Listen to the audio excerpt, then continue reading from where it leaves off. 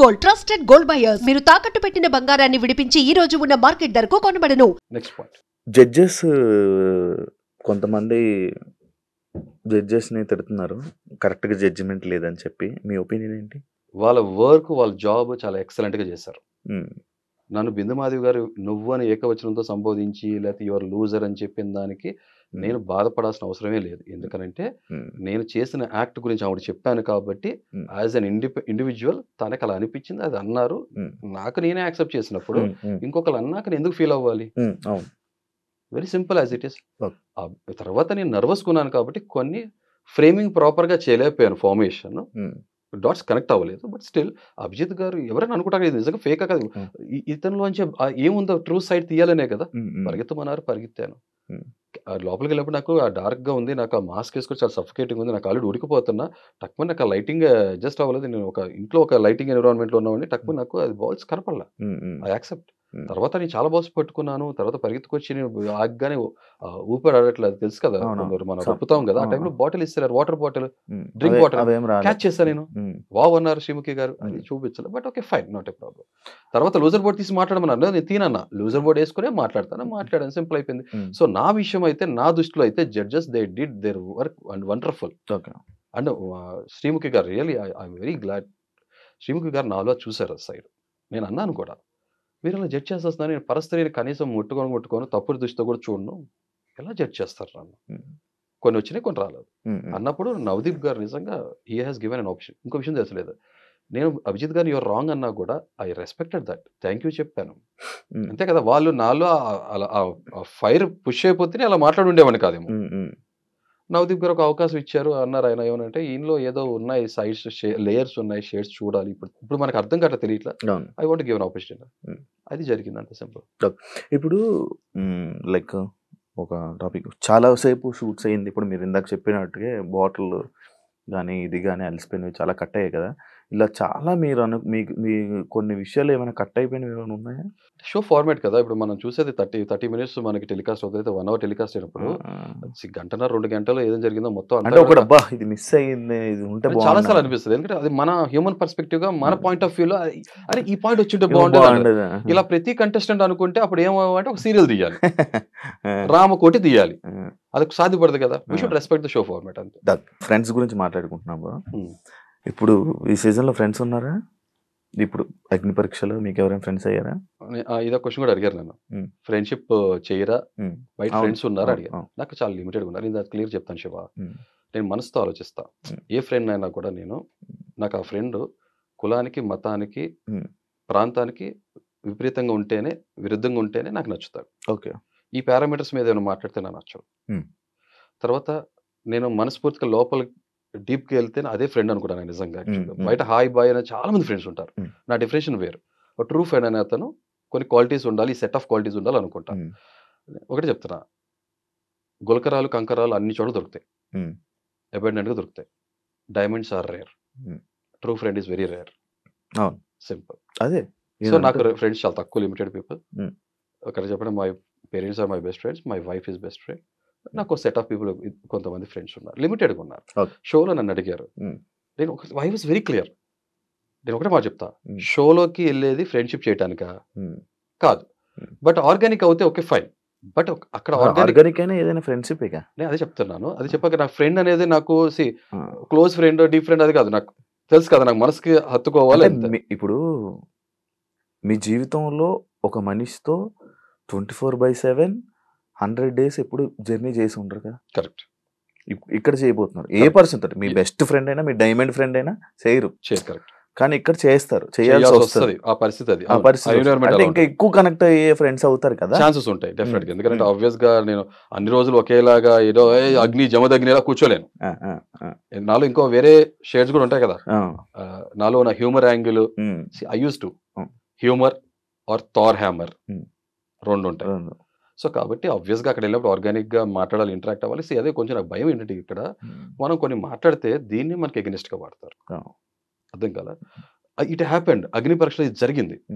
నేను mostly isolate అయిపోయి ఒక్కనే ఉంటాం ఇష్టపడతాను. I was very focused, targeted on my journey and my goal.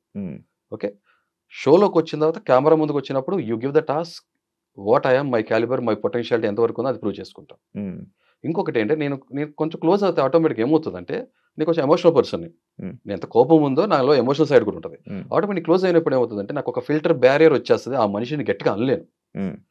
తర్వాత రెండోది, ఇప్పుడు మీరు నేను ఒక వ్యూవర్గా నేను చూసినప్పుడు సీజన్గా లేదా నా పర్సనాలిటీ ఫస్ట్ నుంచి తింటే నేనేం కోరుకునేవాడు అంటే సోలో ప్లేయర్ ఇండిపెండెంట్గా ఇండివిజువల్గా వెళ్ళి ఆడేవాడిని నేను అప్రిషియేట్ చేస్తా. గ్రూపులు కట్టడం, కప్పులు అవటం నాకు ఇష్టపడను.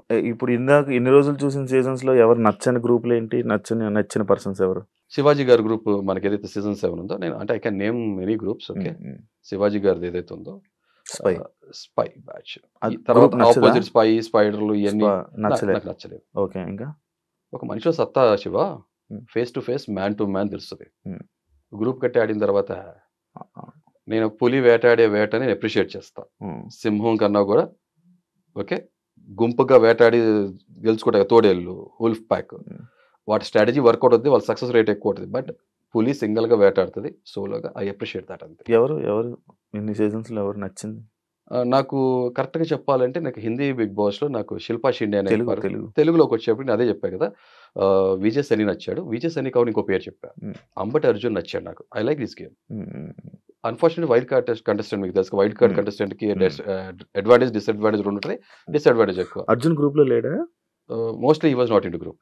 ఎందుకు లేదు చూసారా? ప్లీజ్ మీకు సబ్జెక్టివ్ కరెక్షన్ మీరు కరెక్ట్ చేయండి ప్లీజ్. ఉన్నాడు కదా, నాకు ఎవరు గ్రూప్ తో కనబడ్డాడు నాకు అర్జున్, నాకు ఎందుకు సోలో ప్లేయర్ అని కనబడ్డాడు నాకు. ఎస్. సో ఇంకొక విషయం ఇక్కడ చాలా క్లియర్ గా డీటెయిల్ చెప్తా.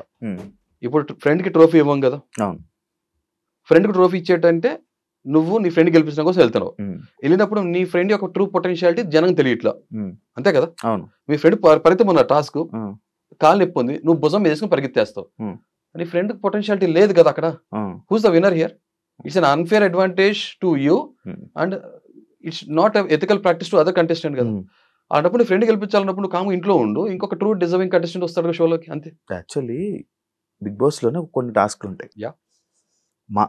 మేము వెళ్ళే దాంట్లో ఒక టాస్క్ ఉంది, కెప్టెన్సీ కంటెంటర్లు అయిపోయారు. ఓకే, నీ టాస్క్ ఇప్పుడు వేరే వాళ్ళు ఆడాలి, సెలెక్ట్ చేసుకోవాలి ఆ పర్సన్ అని అంటారు. ఇప్పుడు ఆ టాస్క్ ఆడాలి, ఏం చేస్తారు మీరు? అది చెప్తా. ఫ్రెండ్షిప్ వేరు, టీం వర్క్ వేరు. ఆ టీం వర్క్ కాదు ఇది. ఇక్కడ నీది నీ గేమ్ ని ఇంకొకరు ఆడాలి, ఆడితేనే నువ్వు కెప్టెన్ అవుతావు. ఒక పొటెన్షియల్ పర్సన్ నన్ను రిప్లేస్ చేసి నాలాగా ఆడగలగడు అన్న ఒక కంటెస్టెంట్ నాకు ఒక ఒపీనియన్ క్రియేట్ అవుతుంది. అక్కడికి వెళ్ళినాక మనకు అర్థమవుతుంది కదా, అతనికి చాయిస్ ఇస్తా. మరి అది ఫ్రెండే కదా ఆడేది? ఫ్రెండ్ కాదు, చాలా తప్పు. అది చెప్తాను ఇక్కడ. నేను ఒక క్రికెట్ ప్లేయర్ గా, నేను ఒక టీమ్ లీడర్ గా ఉండేవాడిని.